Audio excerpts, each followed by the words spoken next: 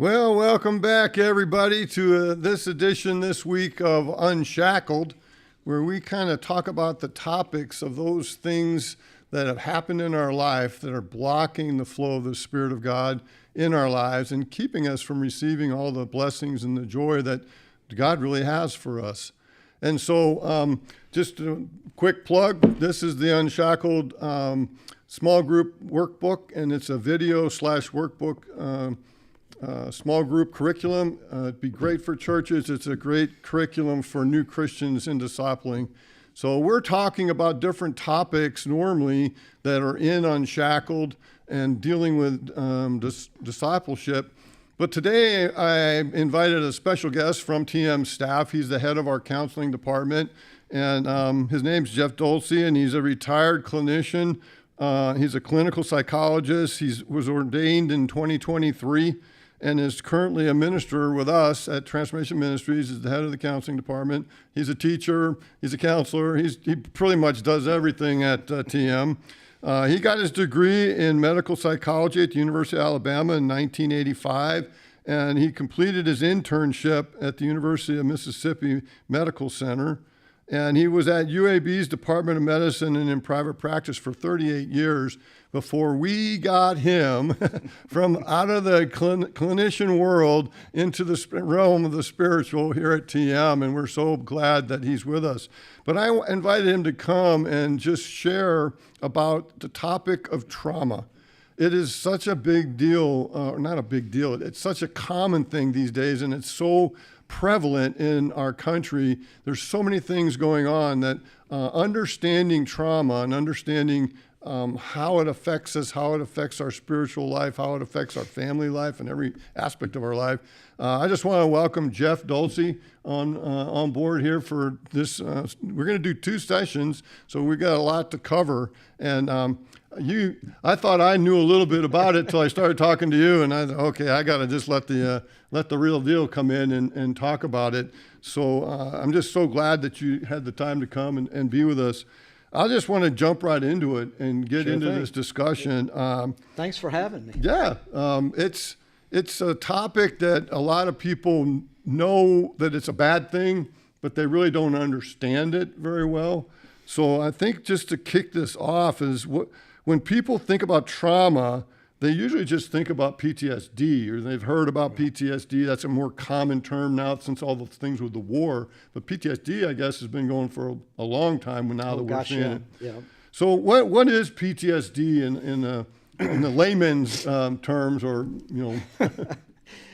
in layman's terms, it's your response, your total response, spiritually, psychologically, emotionally, behaviorally, physically, to an overwhelming experience. And you think about it, in one way of thinking about it, it's your response. It's an abnormal response. A normal response to an abnormal life situation. Right. It's something that you should never have experienced, and it produces a response in you at multiple levels. It's of the anxiety conditions, it's the most complex of all of them. Like you said, it's been around for a long time. The first recorded sort of description of PTSD was in the Great Fires of London decades ago. And then you see it again described in Germany during a physician there with work-related injuries in World War I. You're a veteran. World War I and World War II, they called it battle fatigue. Or shell shock. Shell shock. Yeah. Those were 2 of the terms that were used. As a diagnosis, it first came about in, I think it was 1981 or 82, whenever DSM-3 came out. And since then, there have been DSM-3, that's the Diagnostic Statistical Manual. Doctor stuff. Yeah, doctor stuff. But there've been 4 editions since then, and they've changed the criteria every time. So it's the actual symptoms of it, depending on when you look at it and talk about it, vary. But it's that total response that you have to something horrendous. It could be a war trauma, or it could be a rape. It could be abuse. It could be. It's a negative experience, though, right? A very negative experience. Yeah.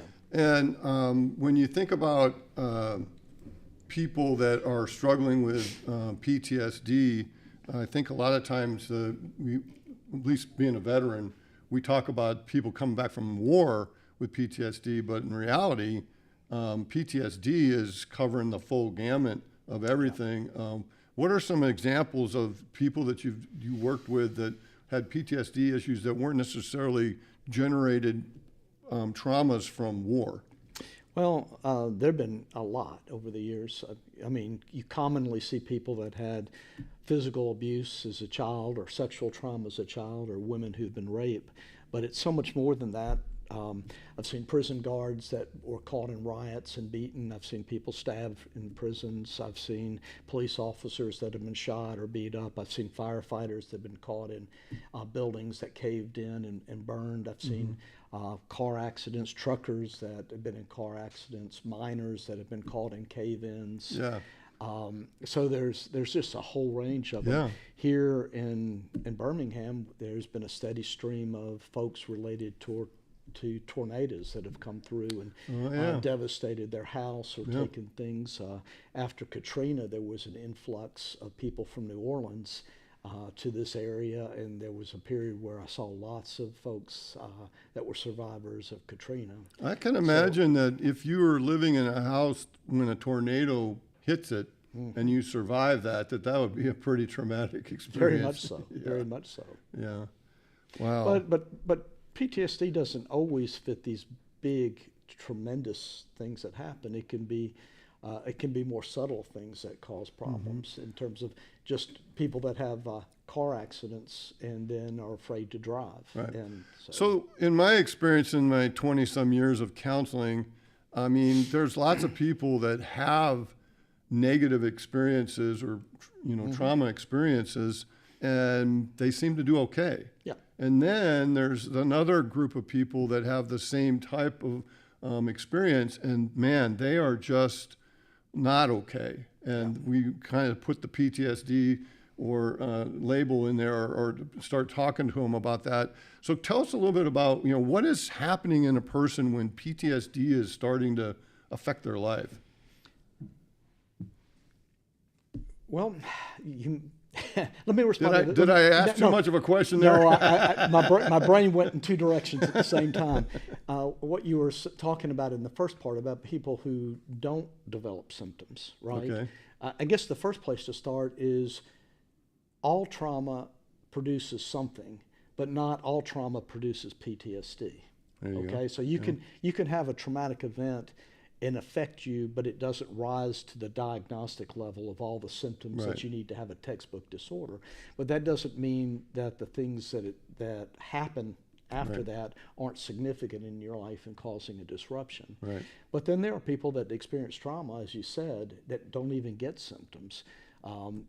Combat veterans that have actually gone through firefights. Vietnam, it was the statistics indicate it's about 70% of combat people that were in active firefights develop it, but that's 30% that don't. Right. And it's similar with women who've been raped and across the board. And so what you mentioned about that, they're protective things that happen. And I don't know if you want to get into that now or next week when we talk about sort of interventions. But, yeah, let's talk about that. Let's just kind of help define what we're talking about here.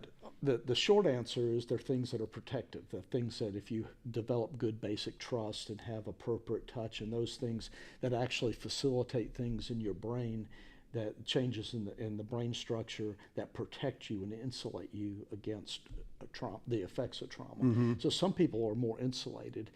Trauma is accumulative, so if you have a lot of events in early life, neglect, abandonment, betrayals, rejection, those sorts of things set the stage, or small traumas set the stage for having more symptoms with bigger events down the road. Yeah, I think the question I'm thinking about for people that are watching is what's going on if somebody's struggling with PTSD? What's happening in their brain that the other person's not experiencing? Why are they struggling with those memories? Well, the brain is a complex. There's it's estimated 80 to 100 billion with a B brain cells. Yeah. And they form these really complex networks in the brain. And so that link your emotions, your memories, your responses, Right. and all those things together. But it also mediates your body's stress response in terms of releasing adrenaline and cortisol that then affects the brain. And so what happens when you're in a brief, we can talk about it in more detail if you want, but in brief, when you're in a traumatic situation, that your body has an exaggerated response. And a part of that, the brain releases and floods the brain with norepinephrine, which then locks, because it's supercharged, the things that are coming into your memory and your emotions and all those things get kind of locked in at a very intense level. So what you see with that is certain kind of cues and things that are associated with that trauma then elicit extreme fear and panic usually, Right. and tendencies to avoid, and it disrupts memory in terms of you can get fragmented memories Right. and forget things. And I heard a guy one time, or I read it, or I don't know, maybe I just deduced it myself in a short way for military guys coming back with PTSD.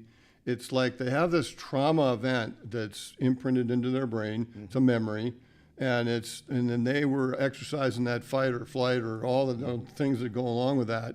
And because it was such a imprinting, that's like a train that takes things that happen to us and then files it in our brain in a different section, that's just a memory. It's not real. It's just something that happened to you in the past that you can recall, but you have control over that recall. But the train goes off the track before it can get it to that place in the brain. So that now that I'm out of the war and I'm back here in the States, every time I get something that triggers a sound, a crash, a backfire of a car, or those kinds of things, it takes me, my brain gets actuated, and it's like all of a sudden I'm there in that place. That brain, it didn't get filed as a memory. It's like I'm there, and you react that way. And even in your subconscious level, I mean, I've talked to veterans that have been home with their wife, and they wake up on top of them, choking them, because they're dreaming, or, having tremors and nightmare, and it's so scary, especially for the poor wife. Exactly. Yeah. So all those memories are.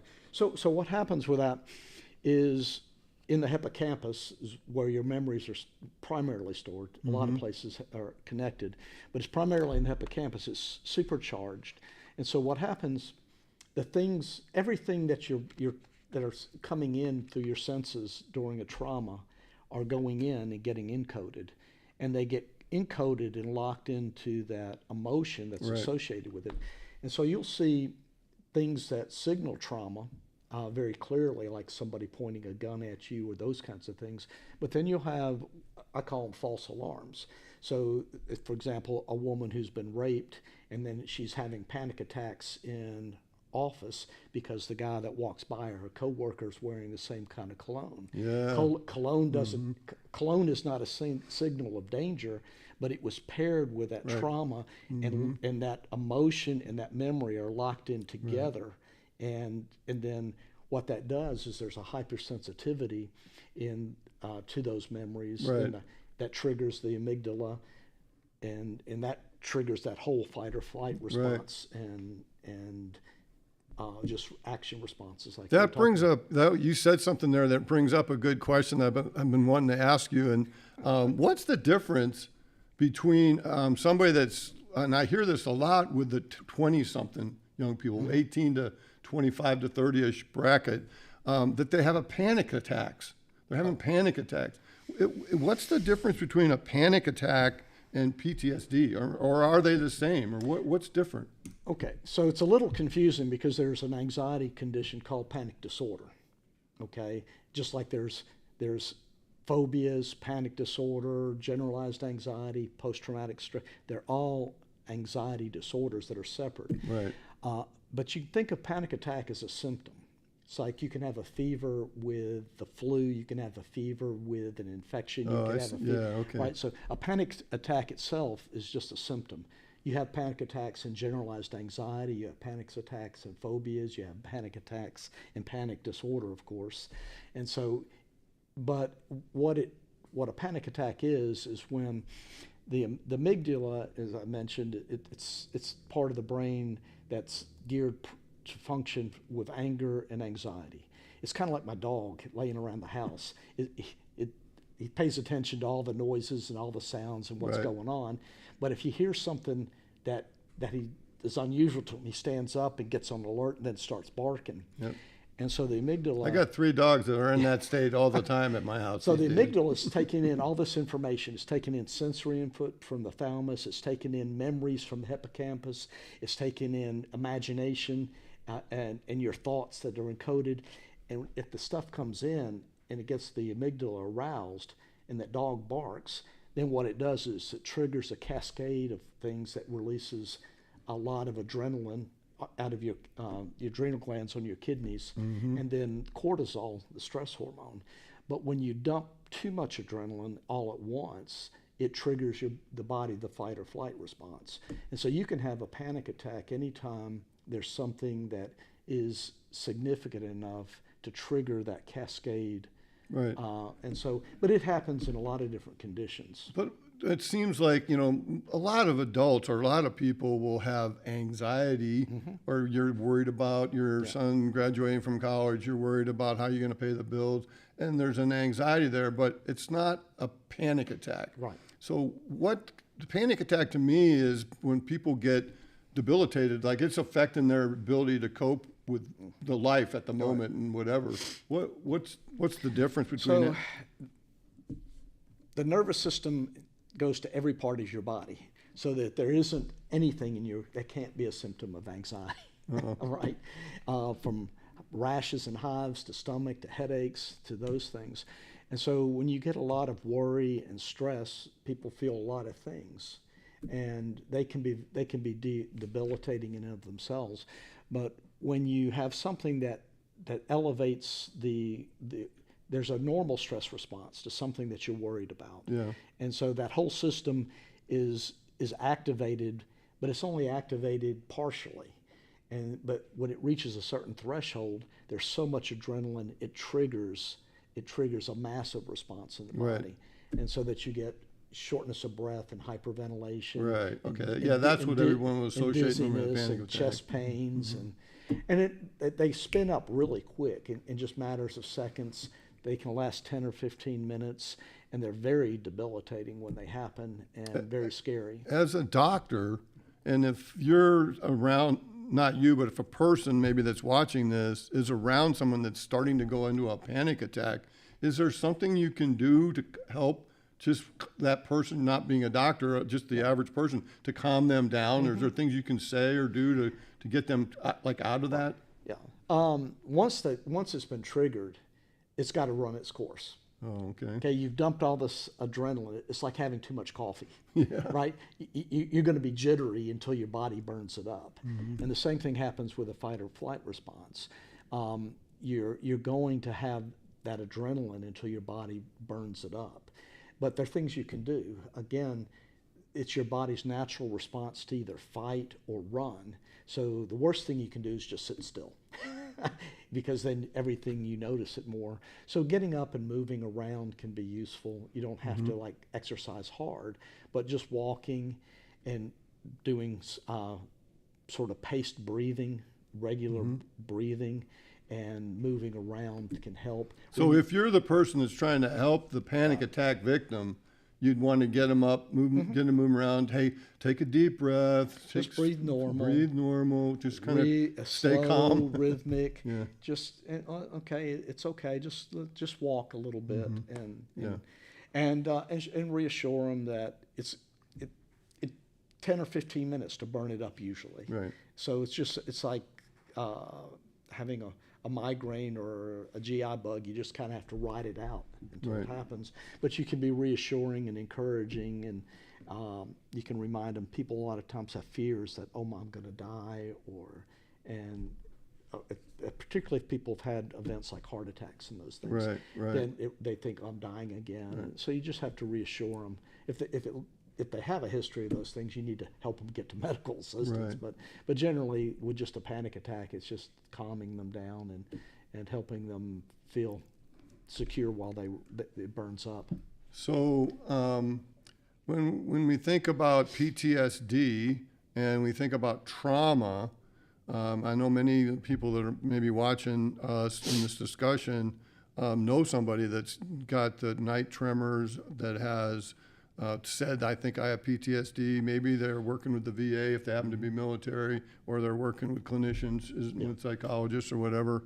What we're going to talk about in our next session is kind of like, okay, we've talked about the problems and the issues and things like that. Well, that's great. If you're struggling with it out there watching this, that's great. You already kind of know what those are because you've been through it. Yeah. But is there a solution, and is there an answer? And what we're going to talk about next time is a little bit, what's the difference between the clinical side versus the spiritual side of dealing with these things? And is there hope? Is there a solution to this? And we don't ever want to leave anybody hanging about whether or not Jesus can be the answer to bring healing. And I've worked with so many vets that were struggling with PTSD and prayed with them and ministered to them to where they just don't have the tremors anymore. They didn't have it, and they thought that they were going to have it for the rest of their lives. Right. PTSD is very debilitating because there are recurrent memories like that play over in your head like a movie. There are nightmares. Yep. There's avoidance of activities, fear, panic episodes, and all those things. But you're right. It's God designed us. God designed us as this complex being with this intricate brain. We're fearfully and wonderfully made, Scripture says. Yeah. And he's done beautiful things. There's actually a place in the prefrontal cortex of our brain that gets activated with forgiveness that works downward on this whole system to stop the panic and all the symptoms. Yeah. And so there's some beautiful things that God wired into our brains to help us heal, and He's the healer. Right. And so we just have to learn how to tap into that. Right. And you've seen so many successes and helped so many people over the years with the trauma issues and PTSD.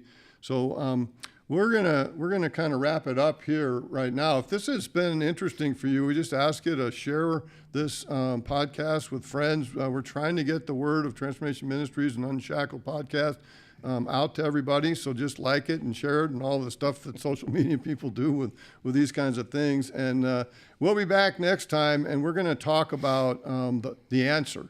How can I get out of the prison of PTSD, or even a topic called moral injury? We want to talk about that as well. So thanks, Jeff. I'll see you next week. All right, great. All right.